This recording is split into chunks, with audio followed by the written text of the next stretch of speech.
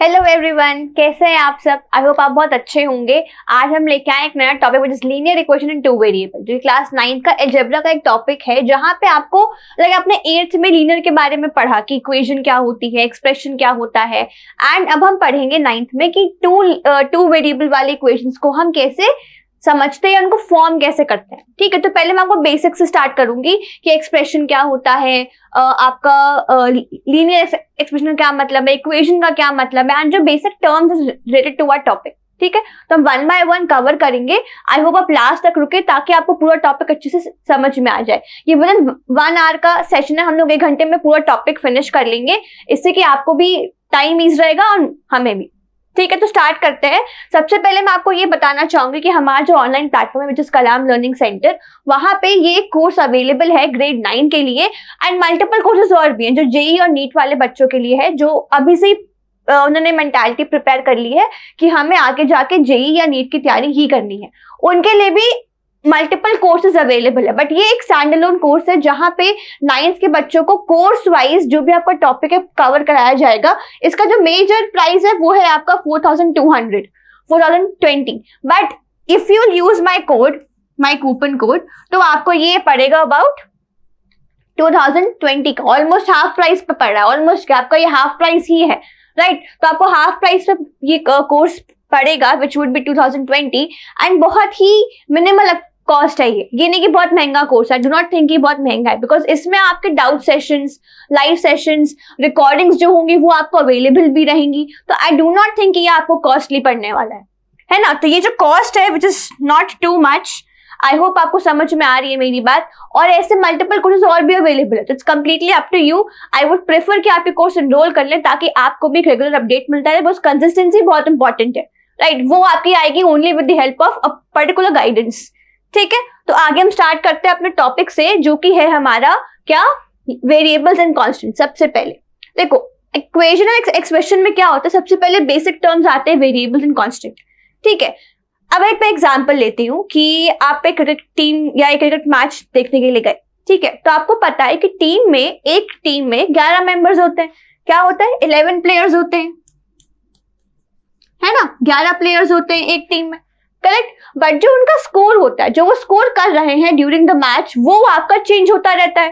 First over में कुछ score होगा, सेकेंड ओवर में कुछ score, and at the end 20 over तक आते आते आपका स्कोर जो है वो डिफर करेगा, राइट। तो ये नंबर ऑफ प्लेयर्स है, ये आपका हो गया कांस्टेंट, ये हो गया कांस्टेंट, जो कि आपका फिक्स्ड है फॉर ऑल मैचेस। कोई भी मैच हो, कभी भी हो, अगर क्रिकेट का मैच हो रहा है तो वहां पे आपका, जहां भी कोई क्रिकेट मैच हो रहा है, वहां पे आपको नंबर ऑफ प्लेयर्स क्या होंगे, हमेशा फिक्स्ड होंगे। तो ये कैसे हो गए, कांस्टेंट। जो वैल्यूज कांस्टेंट रहती है, यानी कि जो चेंज नहीं हो रही है विद टाइम, जो टाइम के साथ चेंज नहीं हो रही है, वो होते हैं हमारे कांस्टेंट। ठीक है, और अगर हम बात करें स्कोर की, जो आपकी टीम है या आप जिस भी टीम को सपोर्ट कर रहे हो, वो अगर प्ले कर रही है तो उनका जो स्कोर है वो तो चेंज होता रहेगा।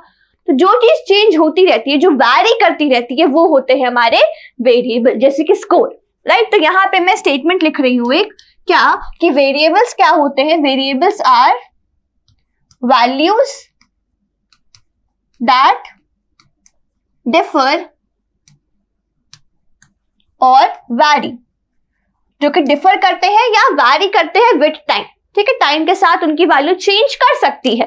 ठीक है, कॉन्स्टेंट्स क्या होते हैं, कॉन्स्टेंट्स ऐसी वैल्यूज होती हैं जो कि फिक्स्ड होती हैं, that is these are fixed values. ठीक है, क्लियर है बात। अब जैसे कि वेरिएबल की बात करते हैं, यहाँ पे आपका एग्जांपल आ सकता है। हम वेरिएबल्स को यूज करते हैं to represent in the form of, जो भी टर्म्स लेते हैं वो हम लेते हैं अपना स्मॉलर लोअर केस में लेटर्स को, जैसे कि A, B, X, Y and so on. ठीक है, यहाँ पे मैं आपको क्या समझा रही हूँ कि जो हमारे वेरिएबल्स होते हैं वो हम चेंज कर सकते हैं एज पर आवर कन्वीनियंस। तो उससे आपकी पूरी की पूरी वैल्यू चेंज कर सकती है। ठीक है, हम अपने वेरिएबल्स को रिप्रेजेंट करते हैं with the help of letters in lower case, जैसे ए, बी, एक्स, वाई। ठीक है, कॉन्स्टेंट्स आपके कैसे हो गए, कॉन्स्टेंट्स आपके कैसे हो जाएंगे, जैसे कि 3, 5, 15, 20, ये आपके हो गए कॉन्स्टेंट्स जिनकी वैल्यू आप चेंज नहीं कर सकते, एक फिक्स्ड वैल्यू है, राइट। तो यहाँ पे आपका जो स्कोर है किसी भी चीज का, कोई भी मैच आप देख रहे हो तो जो स्कोर है वो तो वैरी करेगा। तो ये एक एग्जांपल हो गया आपके वेरिएबल का कि ये वैरी कर सकता है। और वैसे कांस्टेंट क्या हुआ, नंबर ऑफ प्लेयर्स, ये आपका क्या रहेगा, फिक्स्ड रहेगा थ्रू आउट, है ना। बात समझ में आई कि कितने टीम में प्लेयर्स है वो तो आपका फिक्स रहेगा, बट जो स्कोर है वो आपका वैरी करेगा with time. First over, third over, her over में आपका जो स्कोर होगा वो थोड़ा बहुत डिफर कर सकता है। तो यहाँ पर हमने डिफरेंस समझा कि वेरिएबल एंड कांस्टेंट में डिफरेंस क्या होता है। ठीक है, अब हम आते हैं अपने एक्सप्रेशन पे। ये एक्सप्रेशन क्या होता है? अलजेब्रिक एक्सप्रेशन का मतलब ये होता है कि हम वहां पे अपने कुछ वेरिएबल्स को यूज करते हैं, वेरिएबल्स को यूज करते हैं। जैसे कि मैंने अगर लिखा 3x + 5, ठीक है, तो मैंने यहाँ क्या किया, मैंने यहाँ पे एक वेरिएबल यूज किया, है ना, एक वेरिएबल यूज किया। और यहाँ 5 क्या है मेरा, 5 है यहाँ पे मेरा कांस्टेंट, और ये x है मेरा वेरिएबल, है ना। क्लियर है बात। और जो मेरा ये 3 है, जो ये 3 है ये क्या है मेरा, ये 3 क्या है मेरा, ये है मेरा कोफिशिएंट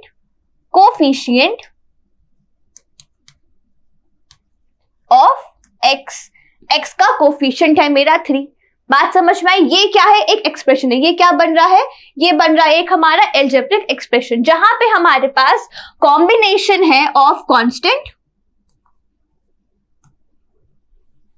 हमारे पास यहां पे क्या है, कॉम्बिनेशन ऑफ वेरिएबल, दूसरा कांस्टेंट, और तीसरा कोफिशिएंट्स।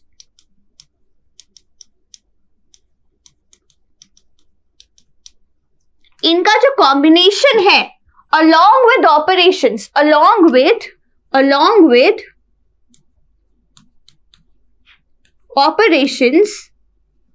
operations यानी कि plus, minus, multiply, divide.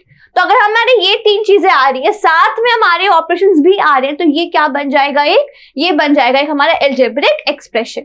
Clear है बात, सिंपल सी बात है। ठीक है, जैसे कि हम यहाँ बोल सकते हैं कि हमने बोला 7a + 5 - 6y।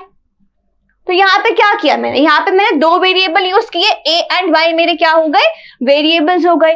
5 क्या है मेरा कांस्टेंट है, और 7 क्या है, यहाँ पे 7 है मेरा कोफिशिएंट ऑफ a, है ना।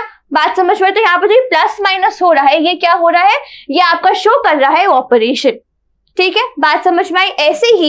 ऐसे ही हमारा जो एक्सप्रेशन है वो 3 भी हो सकता है।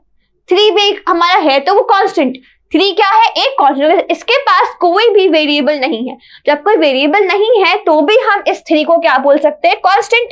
ठीक है, और साथ साथ ही आपका एक्सप्रेशन भी हुआ, क्योंकि यहाँ पे कोई वेरिएबल नहीं है, इसका मतलब ये नहीं कि ये एक्सप्रेशन नहीं है, नहीं, इनमें से जो आपका कॉम्बिनेशन बन रहा है इसको हम कहते हैं एक्सप्रेशन, चाहे आपका वेरिएबल या कोफिशिएंट हो या ना हो। ठीक है, जैसे कि मैंने अगर बोला x, तो x भी क्या है तो ये आपका एक वेरिएबल, बट साथ साथ ये आपका एक्सप्रेशन भी है, एक स्टेटमेंट भी है। तो हम यहाँ पे x + 3 कर दें तो भी ये क्या बन गया, एक एक्सप्रेशन बन गया। क्लियर है बात। तो ये आपका बेसिक कॉन्सेप्ट है अबाउट एक्सप्रेशन की, क्या होता है हमारा combination of variables, constants and coefficients along with operations. इनकी हेल्प जो हमारा एक स्टेटमेंट फॉर्म होगा, एक स्टेटमेंट ये होता क्या है, एक स्टेटमेंट होता है, स्टेटमेंट बिटवीन दीज थिंग्स। इन 3 के हिसाब से जो आपका स्टेटमेंट बनेगा वो होता है एक अलजेब्रिक एक्सप्रेशन। क्लियर है बात। आगे बढ़ते हैं हमारे पास इक्वेशन की। अब इक्वेशन क्या होती है, इक्वेशन आपकी किससे बनती है, 2 अलजेब्रिक एक्सप्रेशन से। कि हमारे पास 2 एक्सप्रेशंस है 1 और 2, हमारे पास 2 एक्सप्रेशंस है, ये अगर इक्वल है, अगर हमने को रिप्रेजेंट किया यूजिंग इक्वालिटी साइन, तो ये क्या बन जाएगा, एक एक्सप्रेशन, ये बन जाएगा एक हमारा इक्वेशन।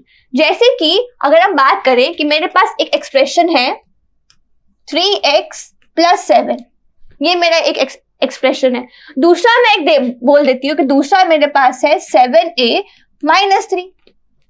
ठीक है, अब मैं आपको बोलूं 1 और 2 आपस में इक्वल है, 1 और 2 आपस में इक्वल है, यानी कि ये 1 ये 2, और मैं आपको बोलूं कि 1 इज इक्वल टू 2, तो यहाँ पे क्या आ जाएगा हमारे पास, क्या आ जाएगा, ये हमारे पास आ जाएगा 3x plus 7 is equal to 7a minus 3।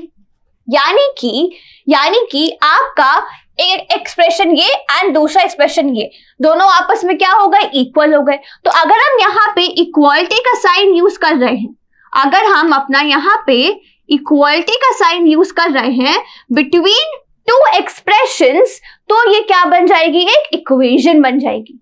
Clear है बात? तो ये आपका एक्सप्रेशन 1, ये आपका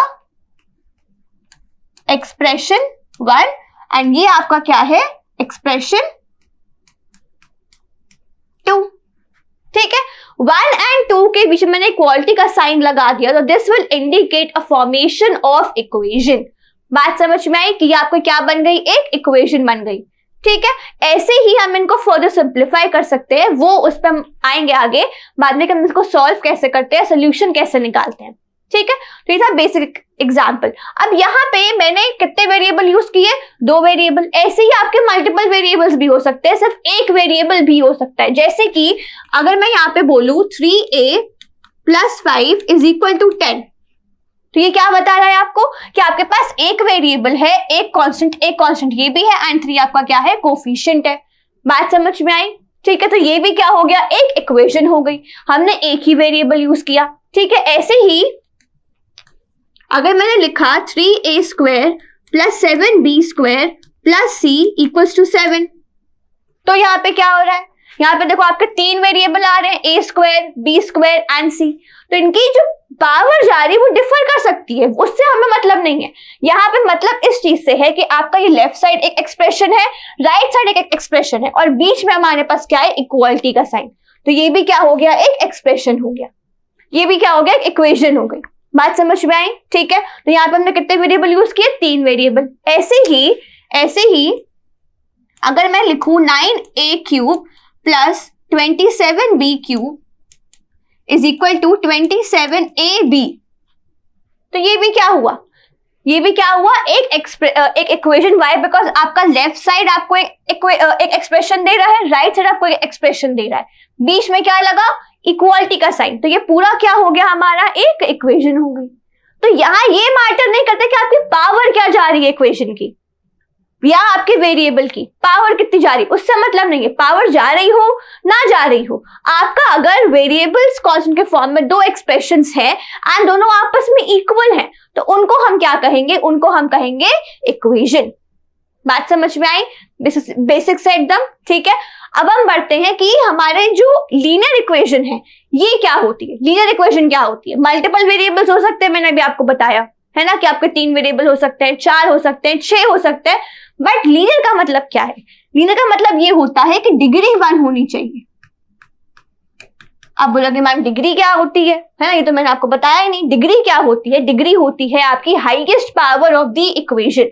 आपकी इक्वेशन में जो भी वेरिएबल्स आ रहे हैं उनकी अगर हम पावर कंपेयर करें, पावर कंपेयर करने पर जो हाईएस्ट पावर जाएगी वो अगर 1 है, हाईएस्ट पावर अगर 1 है, तो वो आपकी होगी लीनियर इक्वेशन। यहाँ पे जो वर्ड है लीनियर, यहीं से हमें समझ में आ रहा है कि आप कुछ 1 के बारे में बात कर रहे हैं, एक के बारे में बात कर रहे हैं। ठीक है, तो जैसे कि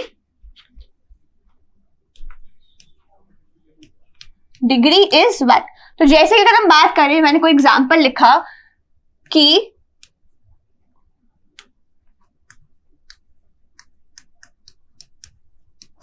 ठीक है, यहां मैंने क्या किया, मैं 2 वेरिएबल यूज किए, x and y. X and y मेरे क्या है, यहाँ पे वेरिएबल्स हैं। ठीक है, तो यहां पे हम लिखते हैं पावर, हाईएस्ट पावर आपकी सबसे ज्यादा जो पावर जा रही है, हाईएस्ट पावर ऑफ एक्स कितनी है, एक्स की पावर जा रही है 2 and highest power of y जा रही है 1। देखो वाई की पावर 1 जा रही है, तो अब इन दोनों में से हाईएस्ट कितनी हुई, हाईएस्ट कौन सी हुई, 1 या 2? 2 हाईएस्ट हुई। यानी कि इसका मतलब ये हुआ कि आपकी डिग्री यहाँ पे कितनी आ जाएगी, डिग्री आ जाएगी 2। जब डिग्री 2 हो गई तो ये लीनियर नहीं है, बिकॉज लीनियर के लिए डिग्री कितनी होनी चाहिए, डिग्री होनी चाहिए 1 फॉर लीनियर इक्वेशन। तो ये आपकी लीनियर नहीं है। ठीक है, एक और ट्राई करते हैं।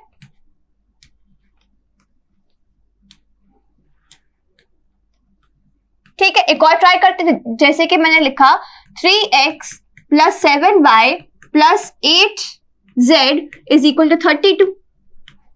यहाँ पे मैंने कितने वेरिएबल यूज किए? वेरिएबल यूज किए मैंने 3। अब इन तीन वेरिएबल्स में हम इंडिविजुअल पावर की बात करेंगे। तो यहाँ पे हम लिखेंगे हाईएस्ट पावर ऑफ x जो कि हो गई 1।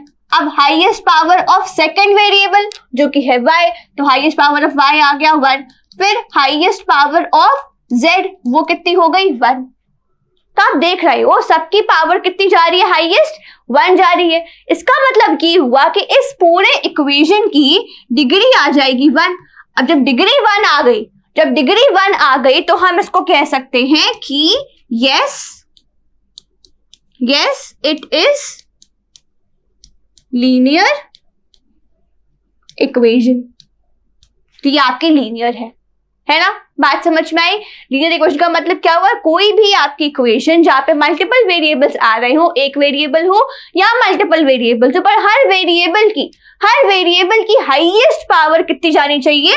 1 जानी चाहिए, यानी कि डिग्री 1 आनी चाहिए। Degree is the highest power of your equation, वो आना चाहिए 1। अगर वो 1 है तो हम उसको बोलेंगे लीनियर इक्वेशन। ठीक है, अब हम बढ़ते हैं लीनियर पे ही। 2 चीज आती हैं, पहला इन 1 वेरिएबल एंड इन 2 वेरिएबल। ठीक है, 1 वेरिएबल का मतलब क्या हुआ कि आपकी ऐसी इक्वेशन जहां पे सिर्फ हम एक ही वेरिएबल यूज कर रहे हैं और वो कैसी है? लीनियर है, यानी कि डिग्री भी 1 होगी। राइट, डिग्री तो 1 हो गई। एंड 1 वेरिएबल का मतलब क्या हुआ कि आप सिर्फ एक ही वेरिएबल यूज कर रहे हो। इसका मतलब कि इसमें एग्जांपल्स क्या आ सकते हैं? 3x plus 5 is equal to 10, ये एक एक्सप्रेशन है। लेफ्ट साइड आपका एक्सप्रेशन हो गए एंड इक्वल लाइन का साइन लगने पे ये हो गई एक इक्वेशन। तो आपका यहाँ पे डिग्री कितनी आ गई? यहाँ पे एक वेरिएबल यूज कर रहे हैं विच इज x, तो x की हाईएस्ट पावर कितनी जा रही है? 1 जा रही है। तो ये आपकी कैसी हो गई? लीनियर हो गई। एंड साथ में 1 वेरिएबल को आपको सिर्फ एक ही वेरिएबल यूज कर रहे हो। ठीक है, नेक्स्ट देखो,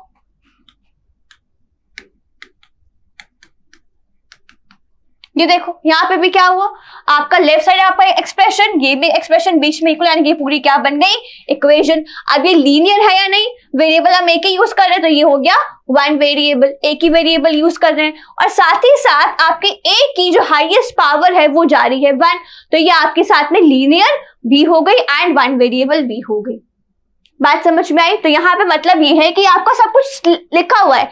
लीनियर मतलब डिग्री 1 वेरिएबल मतलब कि सिर्फ आप एक ही वेरिएबल यूज कर रहे हो टू रिप्रेजेंट योर इक्वेशन, या आप अपना स्टेटमेंट जो है वो सिर्फ एक ही वेरिएबल में रिप्रेजेंट कर रहे हो। ठीक है, नेक्स्ट देखो क्या है हमारे पास? नेक्स्ट है लीनियर है 2 वेरिएबल। लीनियर का मतलब क्या हुआ? लीनियर का मतलब हुआ कि डिग्री तो हमारी 1 होनी चाहिए, डिग्री 1 होनी चाहिए। ठीक है, और 2 वेरिएबल का मतलब क्या हुआ कि हम 2 वेरिएबल्स यूज कर रहे हैं, एटमोस्ट या लीस्ट नहीं, हम 2 ही यूज कर रहे हैं, ना उससे कम ना उससे ज्यादा। तो इस केस में एग्जांपल क्या हो सकते हैं? 3a plus 4b is equal to 2। यहाँ पे आप देख रहे हो आपने 2 वेरिएबल यूज किए, एक a और एक b, एंड दोनों की हाईएस्ट पावर जा रही है 1, तो ये आपका लीनियर तो हो गया और साथ में आप 2 वेरिएबल यूज करो तो ये आपका क्या हो गया? Linear equation in 2 variable. बात समझ में आई? ऐसे ही अगर मैंने लिखा 7a माइनस 4b इज 0, तो यहाँ भी क्या हो रहा है? 2 वेरिएबल यूज कर रहे हैं, दोनों की हाईएस्ट पावर 1 जा रही है, तो ये again satisfies the condition of linear equation in 2 variable.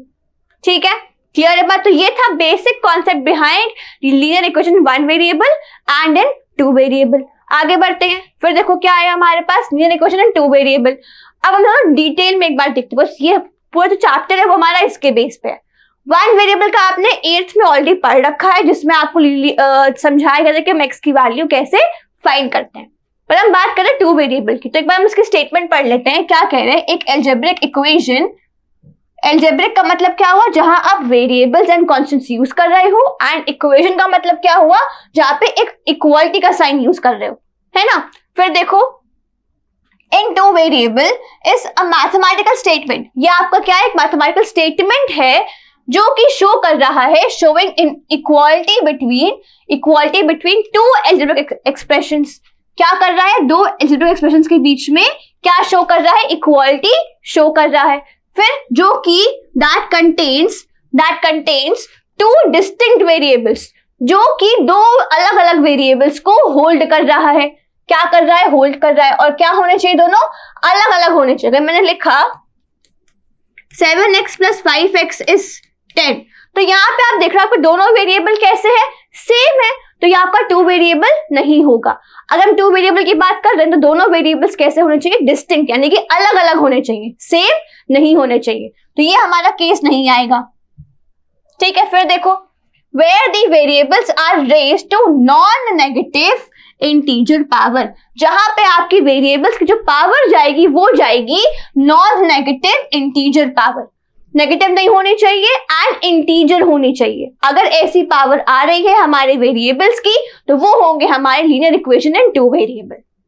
बात समझ में आई? तो ऐसे एक्सप्रेशंस को इक्वालिटी साइन से हम रिप्रेजेंट करें जहां पे आपके वेरिएबल्स की हाईएस्ट पावर 1 जा रही हो एंड हम 2 वेरिएबल्स यूज कर रहे हो, 2 अलग अलग वेरिएबल्स यूज कर रहे हो, तो उसको हम बोलेंगे एक लीनियर इक्वेशन इन 2 वेरिएबल, जहां पे आपकी पावर जो है वो होनी चाहिए नॉन नेगेटिव इंटीजर। ठीक है, नेगेटिव नहीं होनी चाहिए एंड साथ ही साथ आपका ये वैल्यू जो है वो इंटीजर वैल्यू होनी चाहिए। बात समझ में आई? अब इसका स्टैंडर्ड फॉर्मेट क्या होता है? ax + by + c। जैसे कि मैंने अगर लिखा 3x + 7y = 18, ठीक है, तो ये आपका स्टैंडर्ड फॉर्मेट नहीं हुआ, ये आपका स्टैंडर्ड फॉर्मेट नहीं हुआ। इसको स्टैंडर्ड बनाने के लिए हम क्या करेंगे? हम इसको इस फॉर्मेट में लिखेंगे। कैसे?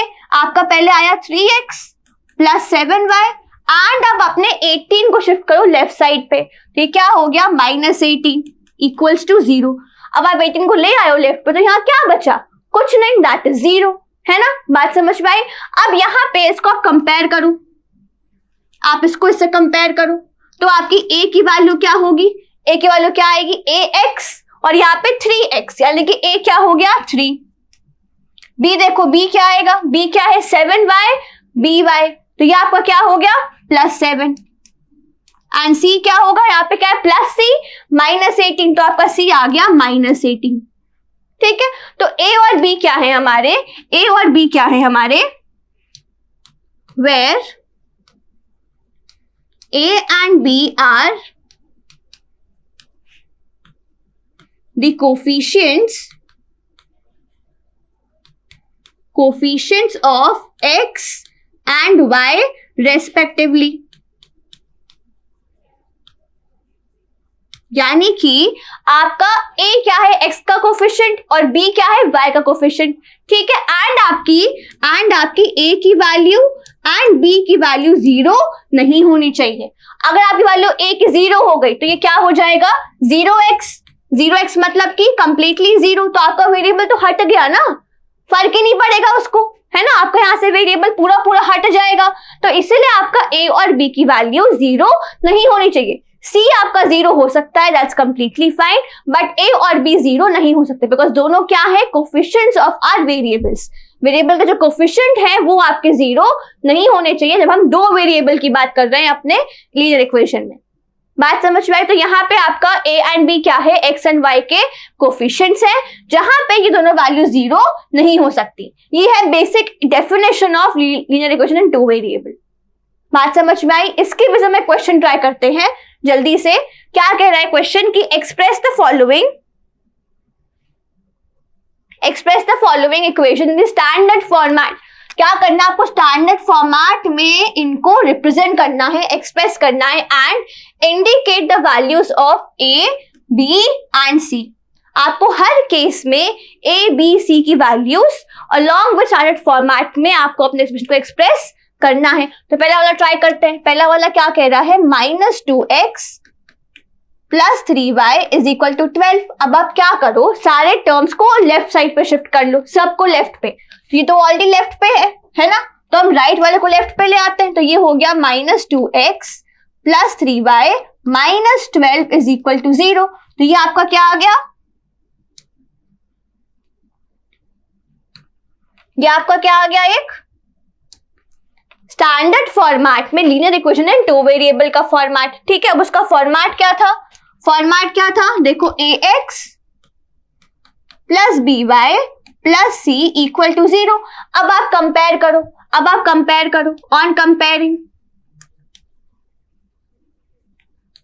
कंपेयर करो, कंपेयर करने पे आपकी ए, बी और सी की वैल्यूज क्या आएंगी, ये हमें इंडिकेट करना, हमें ये आंसर में बताना है। तो आपको देखो ए एक्स एंड -2x के हिसाब से ए की वैल्यू क्या आ जाएगी, ए आपका आ जाएगा -2, ए आ जाएगा -2। फिर देखो 3y एंड by, तो इसके हिसाब से आपकी b की वैल्यू आ जाएगी 3, है ना, सिंपल सी चीज। फिर देखो -12 एंड +c, देखो -12 +c, कंपेयर करो क्या आ जाएगा, यहां पे आ जाएगी c की वैल्यू -12।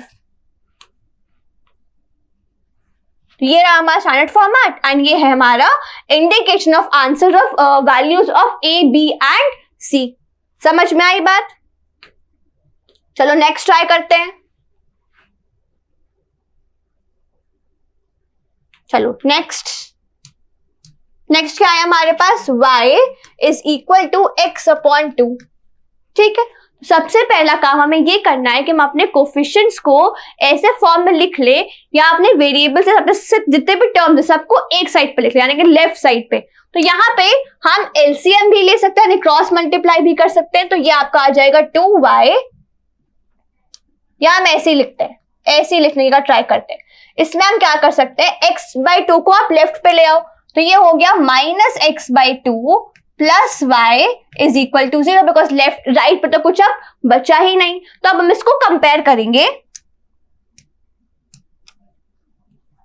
हम अब इसको कंपेयर करेंगे अपने स्टैंडर्ड फॉर्मेट से, जो कि क्या है ax plus by plus c equal to 0, है ना। तो उसके हिसाब से आपका a, b एंड c की वैल्यूज अब लिख लेते हैं, समझ लेते हैं। देखो क्या आ रहा है, -x/2 ax, तो क्या आएगा, x का कोफिशिएंट क्या बनेगा, -1/2। अब यहाँ पे ये समझना है कि कोफिशिएंट्स नेगेटिव हो सकते हैं, आपके वेरिएबल से कोफिशिएंट्स नेगेटिव हो सकते हैं, बट उनकी पावर आपकी क्या होनी चाहिए, इंटीजर नॉन नेगेटिव। पावर आपकी माइनस में नहीं होनी चाहिए, या वो फ्रैक्शन में नहीं होनी चाहिए। ठीक है, फिर देखो b की वैल्यू, यहाँ पे +y, यहाँ पे by, तो आपकी y का कोफिशिएंट क्या आ जाएगा, 1 आ जाएगा, है ना। फिर देखो c की बात करें, तो यहाँ पे कुछ आपका कांस्टेंट है ही नहीं। c क्या होता है, c होता है कांस्टेंट, जो कि डिपेंडेंट नहीं है वेरिएबल पे, जो कि डिपेंड नहीं कर रहा है, उसके पास कोई वेरिएबल नहीं है, तो वहां तो कुछ है ही नहीं ऐसा। तो इसीलिए इस केस में c हो गया 0, c आ गया 0। क्लियर है बात? नेक्स्ट ट्राई करते हैं।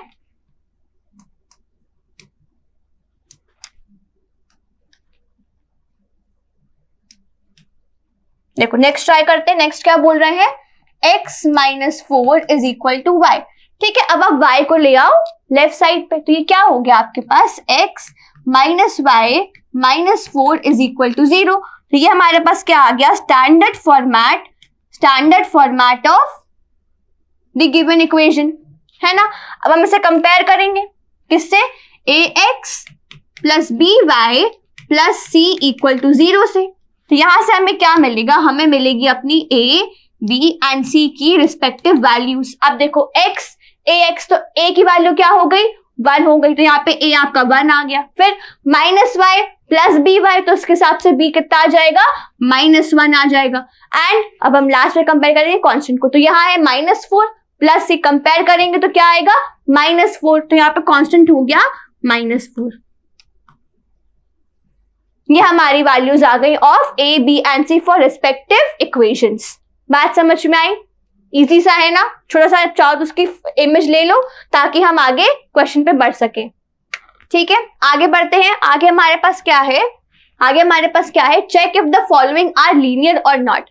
हमें क्या करना है, कि हमारे पास 4 इक्वेशंस गिवन है, हमें चेक करना है क्या ये चारों के चारों लीनियर इक्वेशन है या नहीं है ना। तो पहला वाला देखते हैं। पहला क्या कह रहा है, √x plus 5y is equal to 7। तो फर्स्ट में आप देख रहे हो कि यहाँ पे इसको पहले हम पावर के फॉर्म में लिख लेते हैं। तो पावर के फॉर्म में लिखने पे क्या आएगा, x की पावर क्या आ जाएगी, अगर हम रूट को पावर में लिखे तो ये आपका आएगा x की पावर 1/2। बाकी का आपका सबका सब सेम रहेगा। मैं 7 को भी शिफ्ट कर दिया टुवर्ड्स लेफ्ट। तो अब यहाँ पे आप देख सकते हो कि x की पावर जा रही है 1/2, जो कि क्या हो गई, नॉन इंटीजर वैल्यू। ये इंटीजर वैल्यू नहीं है, तो क्या ये लीनियर इक्वेशन होगी, नहीं, बिकॉज क्या कहता है लीनियर इक्वेशन की आपकी पावर जो है वेरिएबल की नॉन नेगेटिव इंटीजर होनी चाहिए। यहाँ पे क्या आ गई, नॉन इंटीजर आ गई, तो यहाँ पे हम क्या लिखेंगे, since power is non integer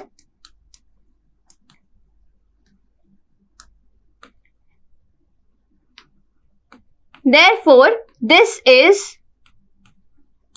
not a linear equation। ये लीनियर नहीं है, वाई, बिकॉज इसमें जो पावर जा रही है वो आपकी जा रही है 1/2 विच इज नॉन इंटीजर, जो कि इंटीजर वैल्यू नहीं है। तो यहाँ पे हमारा ये आ गया एज एन आंसर कि ये तो हमारी लीनियर इक्वेशन नहीं है। ठीक है, नेक्स्ट देखते हैं सेकेंड पार्ट ट्राई करते हैं। चलो सेकेंड क्या कह रहा है कि हमारे पास है x² + y = 0।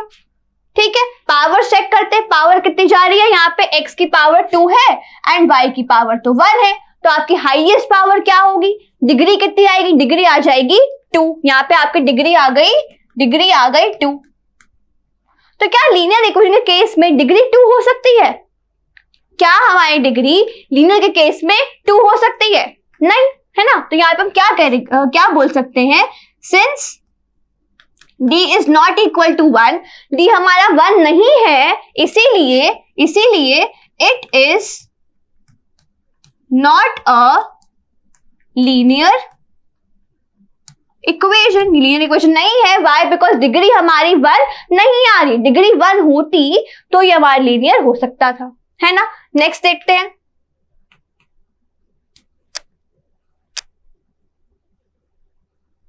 नेक्स्ट क्या बोल रहे हैं, नेक्स्ट इज 2r + 3y = 12। क्या बोल रहे हैं, 2r + 3y = 12। तो यहाँ पे अगर मैं स्टैंडर्ड फॉर्मेट में लिखने का ट्राई करें तो ये आ गया 2r + 3y - 12 = 0। डिग्री चेक करते हैं तो वेरिएबल 2 आ रहे हैं, डिग्री चेक करें तो यहाँ पे r की पावर 1, y की पावर 1, डिग्री कितनी आ गई, डिग्री आ गई यहाँ पे हमारे पास 1, डिग्री आ गई 1। That means yes, it is a linear equation कि हाँ भाई ये तो है लीनियर। वाई? बिकॉज आर की भी पावर 1 जा रही है और वाई की भी पावर 1 जा रही है, लेकिन डिग्री हमारी हो गई 1, तो उस केस के हिसाब से ये हो गई लीनियर इक्वेशन। क्लियर है बात? ठीक है, नेक्स्ट देखो, नेक्स्ट ट्राई करें, लास्ट वाला। लास्ट में हमारे पास क्या है, लास्ट में है हमारे पास 3/x + 2/y - 1 = 0 है। तो स्टैंडर्ड फॉर्मेट में, पर क्या है यहाँ पे पावर्स आपकी नॉन इंटीजर आ रही है, यानी पावर्स क्या आपकी इंटीजर नॉन नेगेटिव वैल्यूज आ रही है। चेक कर लेते हैं, यहाँ पे हुआ 3x की पावर -1। अगर मैं x को शिफ्ट कर दूं, रेसिप्रोकल कर दूं, वो हो गया x की पावर -1। वैसे ही यहाँ पे 2y की पावर -1। तब आप देखो पावर आपकी कैसी आ रही है, नेगेटिव आ रही है। पावर होनी कैसे चाहिए, नॉन नेगेटिव। तो यहाँ पे since powers are negative, it is not a linear equation। कि जब भाई पावर आपकी नेगेटिव जा रही है तो वो लीनियर कैसे हो सकती है, डिग्री तो 1 होनी चाहिए, नेगेटिव 1 नहीं है ना। तो इसलिए ये क्या हो गई, ये आपकी हो गई एक नॉन लीनियर इक्वेशन तो है बट आपकी ये लीनियर नहीं है। बात समझ में आई? तो ये भी एक बेसिक क्वेश्चन है, चाहो तो इसकी भी फोटो ले लो, फिर हम आगे बढ़ते हैं नेक्स्ट क्वेश्चन पे। नेक्स्ट देखते हैं, देखो क्या बोल रहे हैं, वर्ड प्रॉब्लम। क्या आपके पास स्टेटमेंट आपको दे नहीं रखी है, आपको स्टेटमेंट फॉर्म करनी है। ये काम हम कैसे करेंगे, स्टेटमेंट को हम फॉर्म कैसे करेंगे? सबसे पहले हमारे पास क्या है, cost of ball pen is, cost of ball pen हमें नहीं पता है ना, वो वेरिएबल हो गया मेरे लिए, मुझे इसका कॉस्ट नहीं पता। वो क्या बोल रहे हैं, is ₹5 less than half of the cost of a fountain pen. अब मुझे कॉस्ट ऑफ फाउंटेन पेन भी नहीं पता, वो भी नहीं पता। क्या बोल रहे हैं, write the statement as a linear equation in 2 variable. आपको लिखना है 2 वेरिएबल के फॉर्म में एक लीनियर इक्वेशन। तो वो हम कैसे करेंगे, यहाँ पे हम मान लेते हैं पहले आप आइडेंटिफाई करो कि आपको पता क्या नहीं है। इस स्टेटमेंट में आपको क्या क्या चीजें नहीं पता है। सबसे पहला, बॉल पेन का कॉस्ट नहीं पता।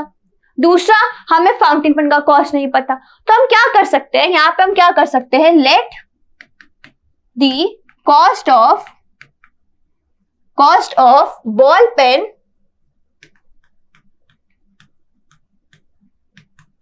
Rupees A. मैंने बॉल पेन के कॉस्ट को ए ले लिया and the cost of fountain pen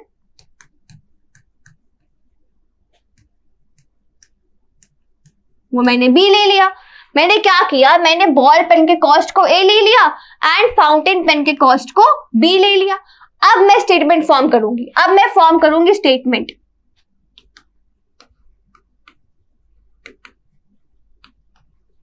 वो क्या आएगी, क्या बोल रहे हैं, the cost of a ball pen, यानी कि ए इज का मतलब equal 5 less than. 5 less than का मतलब क्या, आपको 5 घटाना है, माइनस करना। तो यहाँ पे हमको -5 करना होगा। किसमें से, half of the cost of ball pen. Half of मतलब, हाफ का मतलब है आपको उसको आधा करना है, डिवाइड बाय 2 करना है।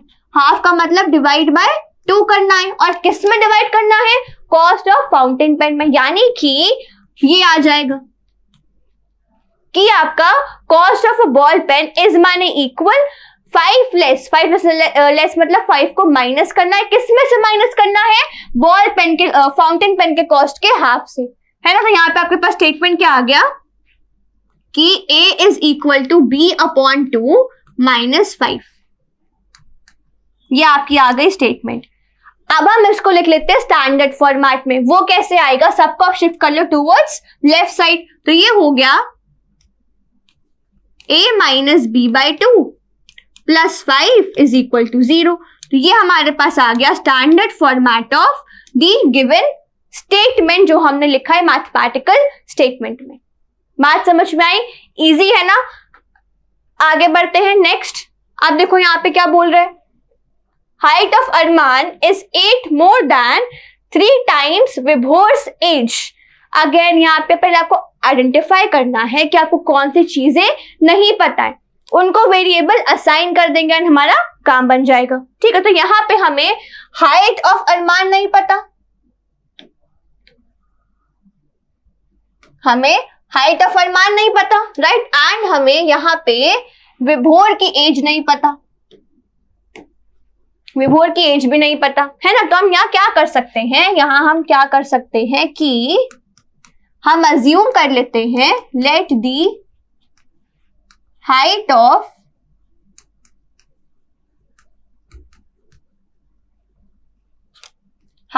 अरमान बी x यूनिट्स, कि मैंने उसकी हाइट को क्या मान लिया, x यूनिट, x मीटर या आपके फुट या उसमें। ठीक है, फिर मैंने क्या मान लिया कि एंड दी एज ऑफ विभोर इज y years, कि उसकी एज क्या ले ली मैंने, y ले लिया। यानी कि मेरे पास हाइट ऑफ अरमान आ गया x एंड मेरे पास विभोर की एज आ गई y, है ना। सिंपल सी चीज है। फिर देखो, फिर यहाँ पे क्या करना है, हमें स्टेटमेंट फॉर्म करना है। तो देखो, हाइट ऑफ अरमान यानी कि x इज का मतलब इक्वल, यानी कि x is equal to 8 more than. 8 more मतलब कि 8 को प्लस करना है, 8 मोर देन मतलब +8 करना है। अब किस में प्लस करना है, 3 टाइम्स विभोर्स एज। 3 टाइम्स मतलब 3 इंटू 3 को किस में मल्टीप्लाई करना है, हमें विभोर की एज में। अब हम इसको रिवर्स वे में करते हैं।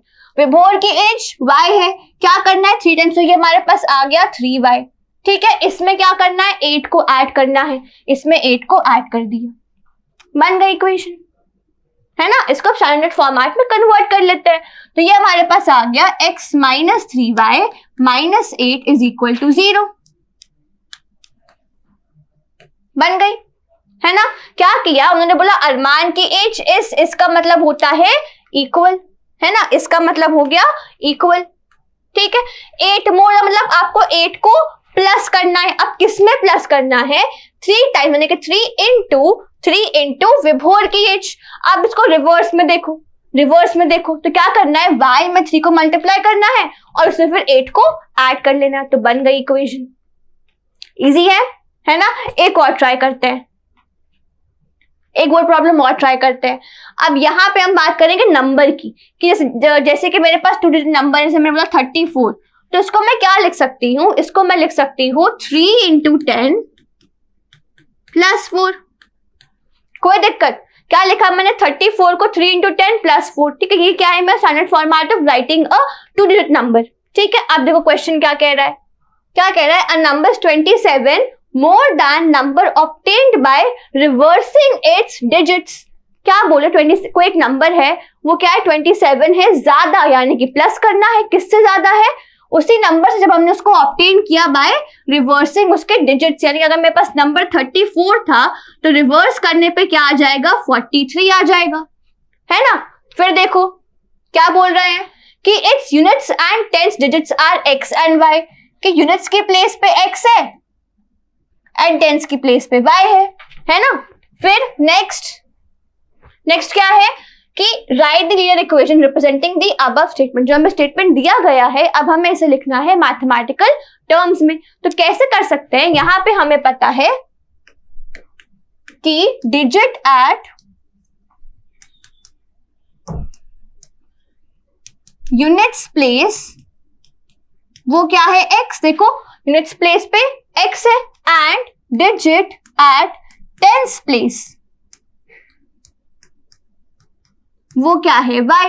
ठीक है, अभी मैंने आपको समझाया था, अगर मेरे पास नंबर 34 तो मैं उसको लिख सकती हूँ 3 इंटू 10 प्लस 4, है ना।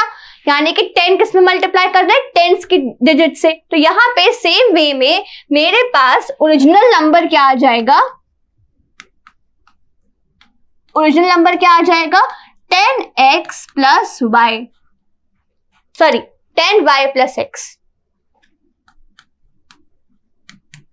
क्योंकि y है हमारा टेंस की प्लेस पे, यानी कि कुछ नंबर है 54 तो वहां 5 है हमारा y एंड x है हमारा 4। ठीक है, इसका मतलब क्या हुआ कि इसको लिख सकती हूँ 5 इंटू 10 प्लस 4। अब 5 की जगह मैं लिख सकती हूँ y एंड 4 की जगह लिख दिया x, तो ये क्या आ गया 10y प्लस x। बात समझ में आई। ठीक है, अब देखो, अब हम फॉर्म करते हैं अपनी स्टेटमेंट। क्या बोल रहे हैं कि हमारे पास क्या है, अ नंबर इज, नंबर क्या है मेरा, ये वो क्या हो गया 10y प्लस x, इसका मतलब हो गया 27, है ना। फिर बोल रहे हैं 27 मोर देन, यानी कि 27 मुझे ऐड करना है, किस में ऐड करना है, नंबर में जो मुझे मिला बाय रिवर्सिंग इट्स डिजिट्स। यानी कि नंबर अगर मेरा 54 था तो वो अब हो गया 45 रिवर्स करने पे, यानी कि जहां x था वहां अब y आ जाएगा, अब जहां y था वहां x आ जाएगा। तो मेरे पास रिवर्स करने पे नंबर क्या आ जाएगा, number on reversing the digits, ये मेरे पास क्या आ जाएगा 10x plus y। x and y को मैंने स्वैप कर दिया। ठीक है, तो मुझे क्या करना है, यहाँ पे अपने रिवर्स्ड नंबर में ऐड करना है 27। ये तो बोल रहे हैं 27 more than number obtained by reversing the digits. इनको रिवर्स करने पे जो नंबर आएगा उसमें 27 को ऐड करना है। इसको सिंप्लीफाई कर लेते हैं, तो ये आपका सबको ले आओ लेफ्ट साइड पे, तो ये हो गया 10y minus y plus x minus 10x minus 27। तो ये क्या आ गया 9y minus 9x minus 27 is equal to 0। ये आ गया मेरा standard format of the given statement. बात समझ में आई। इजी सा आपको लेंदी लग रहा होगा, बट मैंने समझाया उस वे में इसलिए आपको लंबा लग रहा है। मतलब करने बैठोगे तो आपको इतना लेंदी नहीं लगेगा। ठीक है, आगे बढ़े। आगे आता है हमारे पास सोल्यूशन, कि भाई सोल्यूशन क्या होता है। हमारे पास जो कोई इक्वेशन बनी है पीछे, इसका आंसर क्या होगा, यहाँ पे हम आंसर कैसे निकालेंगे, है ना। तो यहाँ पे आपको ये बात समझनी है कि आपके 2 वेरिएबल हैं। ठीक है, 2 वेरिएबल्स है, तो अगर आपको कोई एक वेरिएबल की वैल्यू पता है तो रेस्पेक्टिवली आप दूसरे वेरिएबल की वैल्यू फाइंड कर सकते हैं, है ना। तो यहाँ पे आपको समझना है कि जो सोल्यूशन है वो होता है वो होता है एक ऑर्डर्ड पेयर।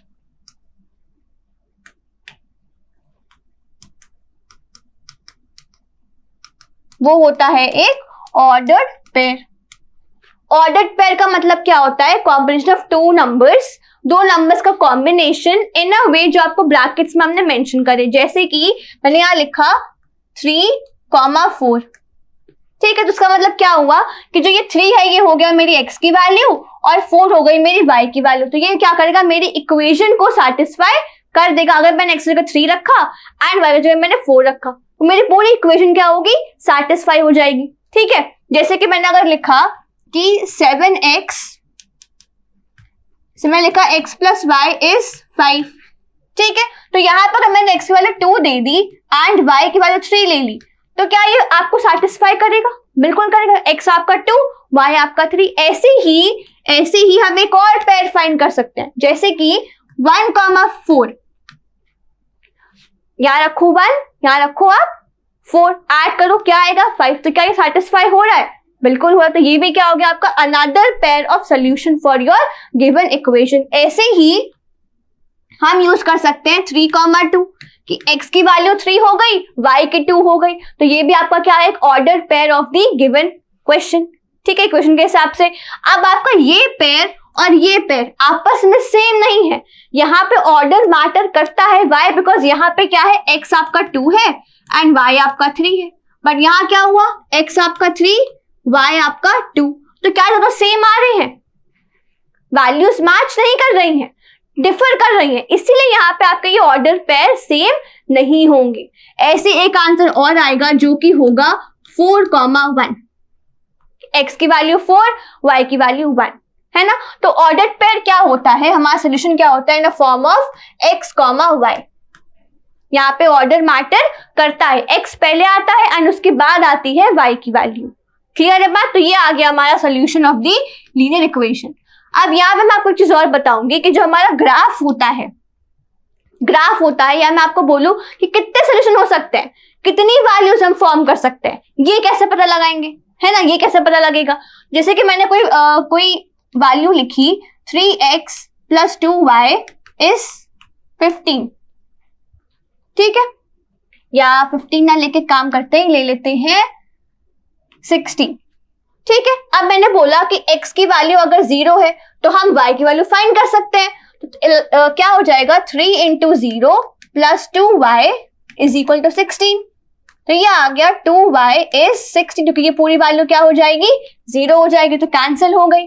तो y आपका आ गया 8, तो यानी कि फर्स्ट हमारा आंसर आया 0,8। ये आया मेरा फर्स्ट केस, ठीक है।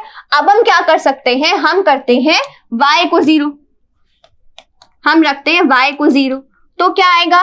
3 × x + 2 × y यानी कि 0 = 16। तो यहाँ पे 3x आ गया आपका 16, यानी कि x की वैल्यू आ गई 16/3। तो अदर ऑर्डर पेयर क्या आ गया हमारे पास? यहाँ पे 16/3, 0, कि ये भी क्या करेगा? मेरे आंसर को सेटिस्फाई कर सकता है, करेगा एक्चुअल में। तो मेरा ये एक ऑर्डर पेयर, ये एक ऑर्डर पेयर। ऐसे ही आप कितने ऑर्डर पेयर फाइंड कर सकते हो? कितने फाइंड कर सकते हो? Multiple values. तो इसीलिए किसी का भी सोल्यूशन जो होता है वो होता है इनफाइनाइटली मेनी सॉल्यूशंस। किसका? For your linear equation 2 variable. आपका आंसर कितने सॉल्यूशंस आप फॉर्म कर सकते हो? Infinitely many solutions can be formed for a linear equation in 2 variable. अब इसका ग्राफ कैसा होता है? ग्राफ होता है हमेशा इसका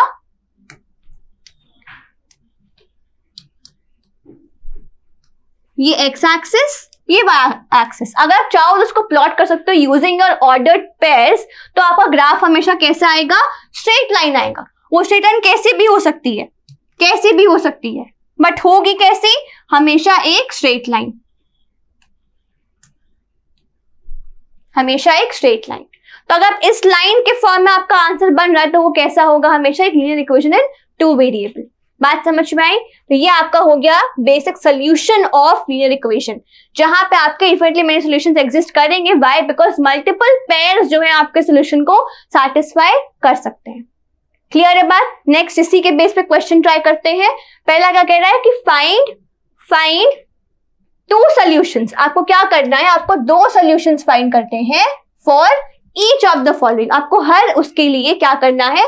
दो आंसर्स फाइंड करने, दो ऑर्डर्ड पेयर्स फाइंड करने। ऑर्डर्ड पेयर मतलब कि एक्स एंड वाई की वैल्यू है ना फॉर्म ऑफ ब्रैकेट्स के फॉर्म में। तो यहां पे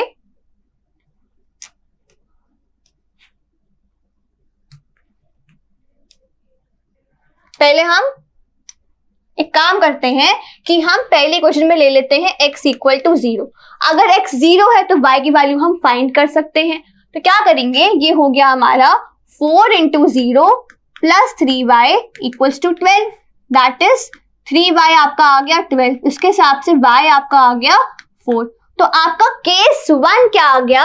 आपका केस 1 क्या आ गया कि ऑर्डर्ड पेयर पहला क्या आ गया? 0,4 x, y। तो x हमने 0 लिया, y आ गया 4। अब हम निकालेंगे सेकेंड केस, क्योंकि हमें दो सोल्यूशंस निकालने हैं। तो आपका केस 2,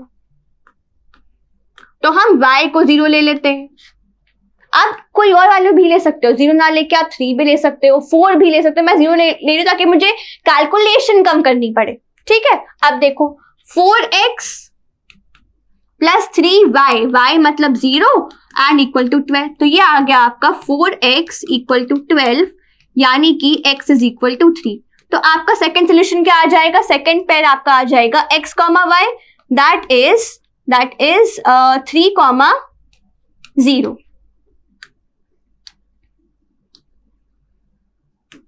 तो देखो एक आपका ये ऑर्डर्ड पेयर एंड एक ये ऑर्डर्ड पेयर, ये आपके दो ऑर्डर्ड पेयर आ गए for the first equation. Ordered pair मतलब क्या? आपके solution for the first equation.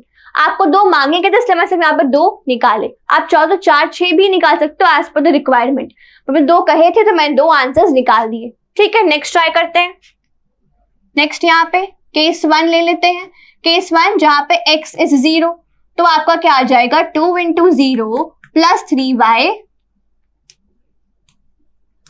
Is equal to 24। ये तो 0 हो गया, तो बचा क्या? 3y is equal to 24। तो y आपका क्या आ गया? 8। यानी कि फर्स्ट आंसर क्या हो जाएगा? x, y, यानी कि 0,8 है ना। फिर देखो नेक्स्ट केस 2, हम y 0 ले लेते हैं, कोई दिक्कत नहीं है ना। तो क्या हो जाएगा? 2x प्लस 3y मतलब 0 इक्वल टू 24। ये तो 0 हो गया, तो बचा क्या? 2x is equal to 24। तो x कितना आ जाएगा यहां से? आपका 12। तो यानी कि सेकेंड ऑर्डर पेयर क्या आ गया आपका? सेकेंड आपका आ गया x, y विच इज 12,0। ये पहला पेयर एंड ये आ गया हमारा दूसरा पेयर। तो हमारे पास दो सॉल्यूशंस आ गए।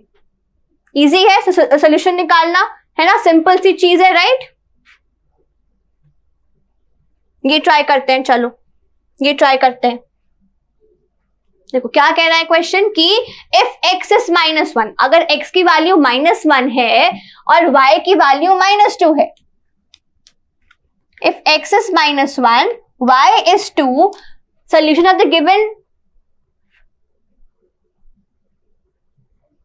the given equation 3x plus 4y is x। आपको ये इक्वेशन जो है वो गिवन है। अब वो क्या कह रहे हैं कि आपको फाइंड करना है k की वैल्यू। तो आपको सिंपली क्या करना है? आपको दिख रहा है कि यहाँ पे दो वेरिएबल्स है, दोनों की हाईएस्ट पावर 1 है, यानी कि क्या होगा? लीनियर इक्वेशन है टू वेरिएबल। आपको x की वैल्यू दी गई है, y की भी दी गई है, तो यहाँ पे क्या हो जाएगा आपको पता है x is -1 and y is 2। तो यहाँ पे 3x plus 4y is equal to k के लिए यहाँ पे जहां x है वहां क्या रख देंगे? -1। तो ये हो गया 3 इंटू -1 प्लस 4 इंटू y मतलब 2। तो क्या आ गया? -3 plus 8 is equal to k। अब -3 प्लस 8 कितना हो जाएगा? -3 प्लस 8 हो गया 5। तो हमारा लिख सकते हैं हम, hence the value of k is 5। आ गया, सिंपल सा क्वेश्चन है ना। जैसे हम सोल्यूशन फाइंड कर रहे थे वैसे हमने क्या किया, यहाँ पे पूरी इक्वेशन की वैल्यू निकाली जो कि है right side of the equation, वो हमने फाइंड करी है ना। आई होप आपको लेक्चर अच्छा लगा हो। आई डू अप्रिशिएट अगर आपने पूरा लेक्चर एंड तक देखा है, thank you so much. And I appreciate कि आप हमारा चैनल सब्सक्राइब करें, बिकॉज जो भी अपडेट्स होंगे वो आपको अपडेट मेंशन आता रहेगा, है ना। Thank you so much.